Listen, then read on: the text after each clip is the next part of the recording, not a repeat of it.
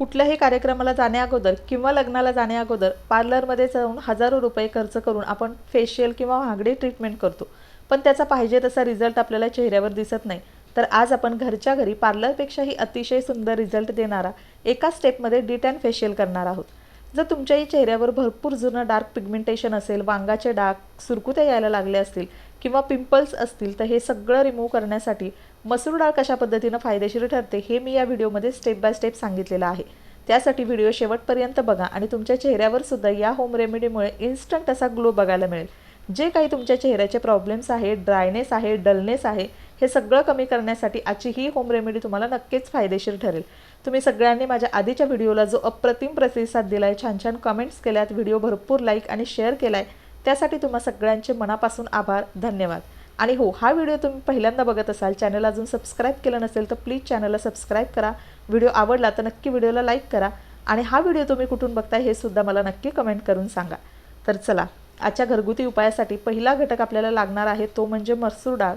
आता बऱ्याच वेळेला ना मसूर डाळीचा वापर फक्त आपण जेवण बनवण्यासाठी करतो, पण तीच मसूर डाळ आपल्या सौंदर्यासाठी सुद्धा भरपूर फायदेशीर ठरते. अगदी जुन्या काळातल्या महिलासुद्धा जेव्हा साबण आणि फेसवॉश बाजारात आले नव्हते, तेव्हा बेसन पिठाप्रमाणेच मसूर डाळीचा आपल्या चेहऱ्याच्या सौंदर्यासाठी वापर करत होत्या. डाळींची राणी म्हणून मसूर डाळ ओळखली जाते आणि भरपूर आपल्या त्वचेमध्ये गुलाबी असा ग्लो येण्यासाठी मसूर डाळीचा वापर केला जातो. आता मसूर डाळ आहे ना, तर ती आपल्याला अशीच डायरेक्टली वापरायची नाही, कारण त्याच्यावर भरपूर केमिकल असतं. त्यामुळे मसूर डाळ तुम्हाला शक्य असेल तर स्वच्छ धुवून उन्हामध्ये कडकडीत सुकवून घ्या आणि त्याच्यानंतर ती या घरगुती उपायासाठी वापरा. किंवा अशा पद्धतीने कपड्याने व्यवस्थित मसूर डाळ जी आहे ती छान कपड्याने पुसून घ्या, जेणेकरून त्याच्यावर जी काही केमिकल असेल, पावडर टाकली असेल, ती सगळी निघून जाईल. आणि ही मसूर डाळ आपण आपल्या चेहऱ्यावर वापरली तरीसुद्धा आपल्या चेहऱ्याला कुठलाही साईड इफेक्ट किंवा कुठलीही रिॲक्शन होणार नाही. तर तुम्ही बघू शकता, आता मसूर डाळ व्यवस्थित मी स्वच्छ करून घेतलेली आहे. आता बऱ्याच स्त्रिया मसूर डाळीचा वापर त्यांच्या स्किन केअरसाठी करतात आणि त्यांना खूप छान बेनिफिट मिळतात. तुम्ही सुद्धा नक्की हा उपाय एकदा करून बघा, तुम्हाला सुद्धा छान तुमच्या स्किनमध्ये बदल झालेला जाणवेल.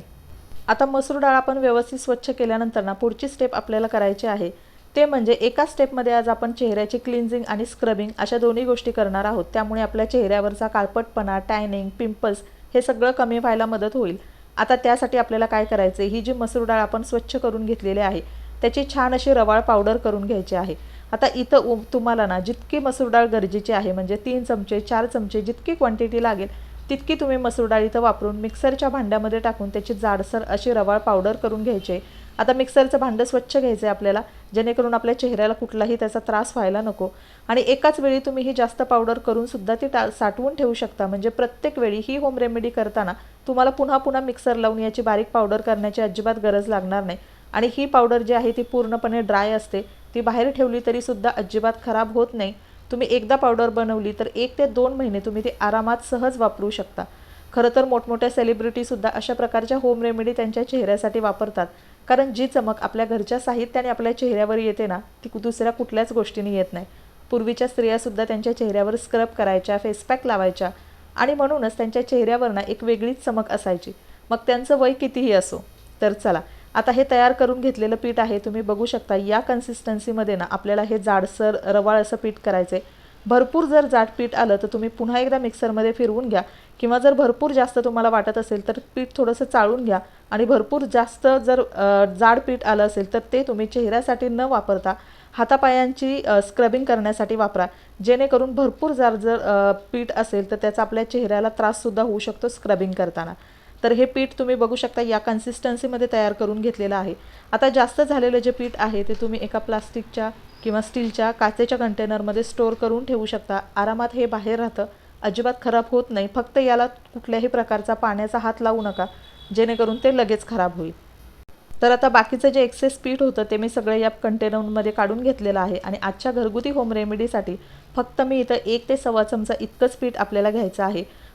भरपूर कमी क्वांटिटी जरी असेल ना तरी त्याचे बेनिफिट इतके छान आहेत ना, की कमी क्वांटिटीमध्ये सुद्धा तुम्हाला पार्लरपेक्षाही अतिशय चांगला रिझल्ट फक्त एका मसूर डाळीच्या वापरामुळे मिळणार आहे. आता दुसऱ्या गोष्टी ज्या आहेत त्या ऑप्शनल आहेत. हळद जी आहे ती अँटीसेप्टिक, अँटीबॅक्टेरियल गुणधर्म असतात, ज्याच्यामुळे आपल्या चेहऱ्याला खूप छान ग्लोसुद्धा येतो आणि इन्फेक्शन काही होत नाही. त्यासाठी इथं थोडीशी हळद टाकायची आहे. सोबतच चेहऱ्यावरचा काळपटपणा, पिंपल्स, रिंकल्स हे सगळं कमी होण्यासाठी ॲलोवेरा जेल टाकायचं आहे. स्किन आपली छान हायड्रेट राहते, म्हणून ॲलोवेरा जेलसुद्धा तुम्ही टाका, अजिबात स्किप करू नका. आता त्याच्यानंतर महत्त्वाचा घटक आहे तो म्हणजे कच्चं दूध.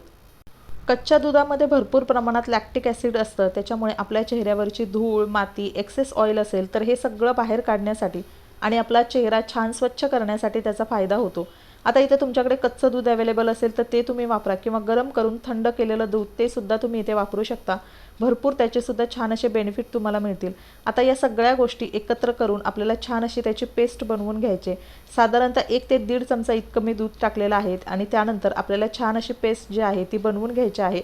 आणि तुम्ही बघू शकता या फेस पॅकची जी चमक आहे ना ती इतकी छान दिसते, आणि अशीच चमक तुम्हाला तुमच्या हातापायावर, चेहऱ्यावर बघायला मिळेल जेव्हा तुम्ही फक्त 10 मिनिटं हा फेस पॅक तुमच्या चेहऱ्यावरती अप्लाय कराल. तर हा फेस पॅक व्यवस्थित मिक्स करून घेतल्यानंतर आपल्याला 1-2 मिनिटं थांबायचं आहे आणि अजून थोडंसं कच्चं दूध याच्यामध्ये ॲड करायचं आहे. कारण मसूर डाळ जी आहे तर ती याच्यामध्ये कच्चं दूध जे आपण टाकले ते पूर्णपणे शोषून घेते, ती मऊ होते आणि आपला फेस पॅक थोडासा घट्ट व्हायला लागतो. तर आता मी अजून थोडंसं 2 चमचे कच्चं दूध या मसूर डाळीच्या पॅकमध्ये ॲड केलेलं आहे आणि पुन्हा एकदा आपल्याला हा फेस पॅक आहे तो व्यवस्थित हलवून घ्यायचा आहे. आणि कन्सिस्टन्सी तुम्ही आता बघताय ना, हा थोडासा फेस पॅक तुम्हाला पातळ दिसत असेल पण काही हरकत नाही. अगदी 1 ते 2 मिनिटातच हा फेस पॅक पुन्हा नॉर्मल कन्सिस्टन्सीमध्ये येईल. त्यासाठी आपल्याला 1-2 मिनिटं हा व्यवस्थित झाकून ठेवायचा, जेणेकरून हे आपण वरून जे 1 ते 2 चमचे दूध टाकले ते पूर्णपणे त्या मसूर डाळीमध्ये शोषून जाईल आणि छान आपला मसूर डाळीचा फेस पॅक आहे तो ॲक्टिव्ह होईल. सगळ्या गोष्टी एकमेकांमध्ये छान डायल्यूट झाल्यामुळे जी चमक या फेस पॅकला आलेली आहे तशीच चमक 10 मिनिटानंतर आपल्याला आपल्या चेहऱ्यावर सुद्धा बघायला मिळेल. इतका छान हा फेस पॅक तयार होणार आहे. मसूर डाळीचं पीठ हे जगातलं सगळ्यात भारी स्क्रबर आहे. तुम्ही सुद्धा नक्की याचा एकदा वापर करून बघा. दरवेळी तुम्ही हा स्क्रब तुमच्या चेहऱ्यासाठी वापरायला लागाल. तर चला, छान असा हा आपण फेस पॅक आहे तो बनवून घेतला आहे. आता हा अप्लाय कसा करायचा, काय काळजी घ्यायची, हा किती वेळ ठेवायचा आणि आठवड्यातून किती वेळा लावायचा. सगळ्यात अगोदर आपला चेहरा जो आहे तो स्वच्छ पाण्याने धुवून घ्यायचा आणि त्याच्यानंतर ब्रशच्या मदतीने किंवा हाताच्या मदतीने तुम्ही हा फेस पॅक आहे तो तुमच्या चेहऱ्यावरती व्यवस्थित अप्लाय करून घ्या. तर मी सुद्धा इथं मसूर डाळीचा फेस पॅक आहे तो चेहऱ्यावरती व्यवस्थित अप्लाय करते. शक्यतो कुठलाही मेकअप नसताना आपल्याला हा फेस पॅक चेहऱ्यावरती अप्लाय करून घ्यायचा आहे. आणि आजकाल आपल्याला सगळ्या गोष्टी इन्स्टंट हव्या असतात आणि त्यामुळेच आपण आपला चेहरा स्वच्छ करण्यासाठी बाजारातून कुठलं तरी महागडं प्रोडक्ट आणतो किंवा पार्लरमध्ये जातो. भरपूर बाजारात रोज रोज नवीन प्रोडक्ट येत असतात आणि त्याच्यामध्ये भरपूर केमिकल्स असतं, ज्याचा आपल्या स्किनला त्रास होतो, आपल्या डोळ्यांनासुद्धा त्रास होतो. त्याचा तात्पुरता रिझल्ट आपल्याला दिसतोही, पण पुन्हा 2-4 दिवसांनी पाहिलं ना की पुन्हा आपला चेहरा डल आणि ड्राय दिसायला लागतो. पण अशा घरगुती उपायामुळे जर रेग्युलरली आपण असे घरगुती उपाय केले ना तर अजिबात आपला चेहरा ड्राय किंवा डल दिसत नाही. उलट छान चेहऱ्यावर एक नैसर्गिक ग्लो यायला लागतो.